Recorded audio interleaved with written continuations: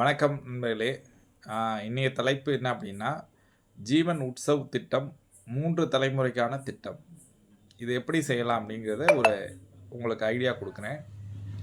இப்போது நீங்கள் ஒரு கஸ்டமர் வீட்டுக்கு போகிறீங்க. அந்த குடும்பத்தில் சின்ன பிள்ளைங்க இருப்பாங்க. 8 வயசு, 9 வயசு, 10 வயசு. நீங்கள் அவங்க பேரில் இந்த ஜீவன் உட்சவ் திட்டத்தை கொடுங்க. 5 வருஷம் கட்டுற மாரி கொடுங்க. ஸோ இந்த மாதிரி கொடுக்குறப்போ பாலிசிக்கு ப்ரீமியமாக 2,30,000 ப்ரீமியம் வரும். 5 வருஷம் கட்டினா போதும்.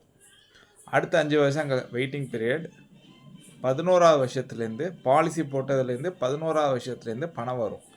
ஆனால் இந்த பணத்தை நம்ம அசைன்மெண்ட் பண்ணி அவங்க பேரண்ட்டுக்கு வர மாரி நம்ம செய்யலாம்.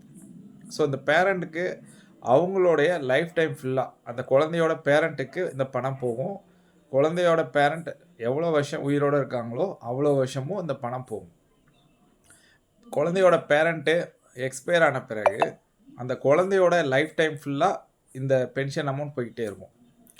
இந்த குழந்தை ஒரு 80-90 எக்ஸ்பயரி ஆகிறப்ப அந்த குழந்தையோட குழந்தை, அதாவது கிராண்ட் சைல்டு, அவங்களுக்கு இன்சூரன்ஸ் அமௌண்ட் செட்டில்மெண்ட் ஆகும். ஸோ 3 ஜென்ரேஷனுக்கு வரும். ஃபஸ்ட்டு பாலிசி போடுற அந்த அப்பாவுக்கு பணம் போயிட்டுருக்கும். அந்த அப்பா ரிஸ்க் ஆன பிறகு அந்த குழந்தையோட லைஃப் டைம் ஃபுல்லாக பணம் போகும். அந்த குழந்தையோட ரிஸ்க் முடிஞ்ச பிறகு பேரப்பிள்ளைக்கு இந்த அமௌண்ட் போய் சேரும். ஸோ 3 ஜென்ரேஷனுக்கு நீங்கள் பாலிசி போட்டிங்கன்னா இந்த பெனிஃபிட் கிடைக்கும்னு நீங்கள் சொன்னீங்கன்னா யார் வேணாலும் பாலிசி போடுவாங்க. நன்றி, வணக்கம்.